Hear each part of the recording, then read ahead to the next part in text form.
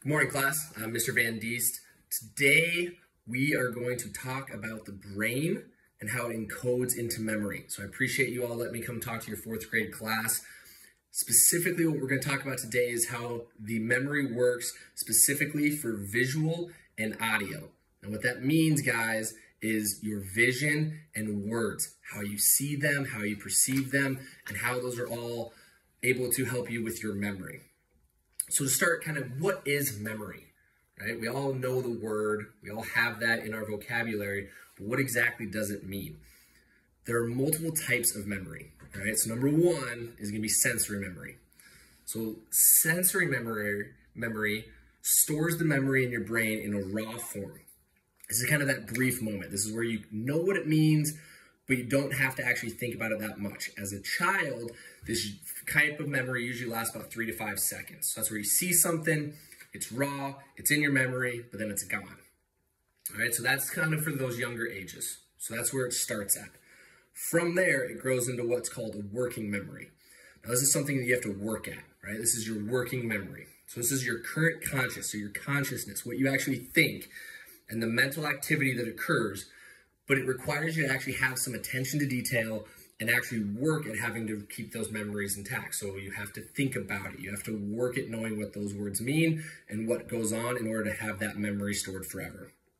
Now the third one, again, like I talked about storing forever, is what we call our long-term memory. All right, this is your permanent memory. Like the first time you rode a bike or the first time you remember having delicious chocolate ice cream. All right, these are permanent memories that you have for yourself. Now there's multiple types of long-term memory. So we're gonna go over 4 things right now. Number 1 is gonna be explicit memory.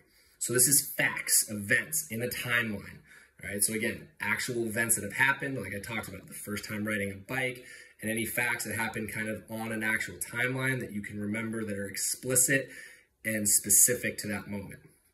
The second type is gonna be semantic memory. All right, so this is facts with no timeline. So you don't actually remember where or how or what had happened, but you still have that core memory somewhere stored in your long-term memory. All right, the third one is going to be episodic memory. So it's like an episode of your favorite TV show. This is, again, a specific moment in time. It's that episode. Episode 3, season 2 of your life. All right, and then the fourth one is going to be implicit memory. So this is an automated skill. So there's no consciousness. You don't actually have to think about it. It's just there. It's that memory that's instinctively, implicitly right there on the surface immediately. All right. Now, for most of you, what you think about is your autobiographical memory. So again, this is your own personal memory and story. So that's, again, any events that you've had in your timeline, but it's specific to you. It's not just memory in general about a random fact, but it's your memory of your life and what you've done so far. And I know you guys all in 4th grade have lived some awesome lives, so you have some awesome memories in your autobiographical memory. Now, this is all very complicated. I threw a lot of words at you that you probably don't know, probably don't realize what they mean. So let's kind of look at what it means for people in your age, and let's dive deeper into that memory and how it works with your words, both visual and audible. All right? Right now, you are all in what we call the concrete operational stage. So, what that means, concrete, solid, right? You ever walk on concrete once it's solidified, right? It's hard. It's right outside on the playground. You know all about it. So, this is the beginning of logical and operational thought. So, what exactly does that mean? That means logic, right? Things you think, operational, right? A car operates, a factory operates, things that actually work. So, what this does is it helps you grow into your working memory. So like we said, we put in the work, we operate. All of those things together helps you really grow your memory in that working memory that we just talked about, that is deeper meaning of your memory. So this helps you process information so much faster. So again, I'm talking fast, lots is coming at you. When you're a little kid, you can't focus as much, you can't understand everything I'm saying. But now that you guys are big kids in 4th grade, you guys can kind of understand everything that I'm saying, and it helps you get to that understanding faster, all right? It helps you filter out the random stuff I'm saying that's irrelevant, that doesn't have anything to do with it, and helps you create memories that are specific to what you need to know in that moment faster, all right? So this leads to your growing understanding and encoding of your language. One of the things that's big All right, language as a whole, the study of that is called linguistics. All right, big word, linguistics, big old word. That's the study of language. It's during this pivotal time of your lives that you grow to really, truly understand language, right? This is where you know how to write sentences, right? You guys are working on cursive, you're writing on stories, you're doing all that stuff right now. Those words aren't just there. It's through your working memory that you're able to encode and understand this, all right? There's a thing called a lexicon. Lexicon, weird word, goofy word. I'm hoping it's now part of your vocabulary. What a lexicon is your total understanding of your vocabulary as a whole. At this age, how many of you guys think, how many words do you think you all know? 1,000, a little higher. 1,000,000, it's a little high, somewhere in between those two.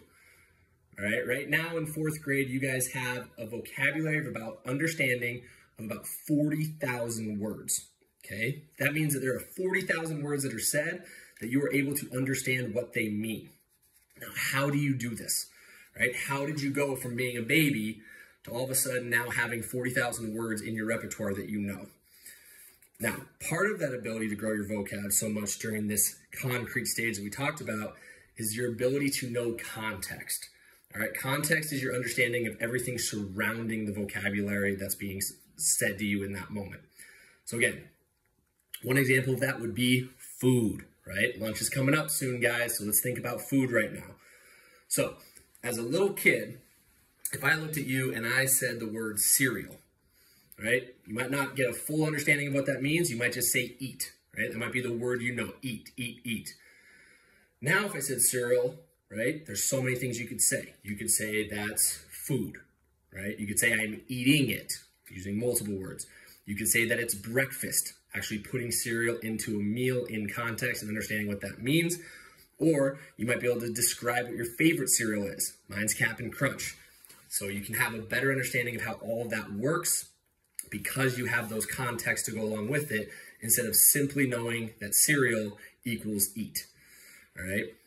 At this age, you have that amazing understanding of the language due to the context clues that your brains are just like a sponge. You're constantly doing this, all right? One way is through operant conditioning. So this is where you receive rewards as a young kid for understanding. So for example, like we'll stick with the food. If you said eat, right? Your parents know that means you're hungry and they give you food, which then reminds you that, okay, eat associates with me getting food. I get rewarded with that food, so then I know what that word means. You continue to use it in better context. So now as you're getting older, you use more words to say that. You say, Mom, I'm really hungry. Can I please eat some food? That has the same effect as eat, but because of your growing lexicon and the amount of words you have, you now can say that thanks to your operant conditioning that you had as a child to at this age be able to use that more effectively in those rewards. So with that being said, guys, I know it's getting close to lunch, so I'll let you guys go, but continue to grow your vocabulary. During this concrete age, you guys are picking up everything. You're constantly being able to speak these words from memory through your working memory.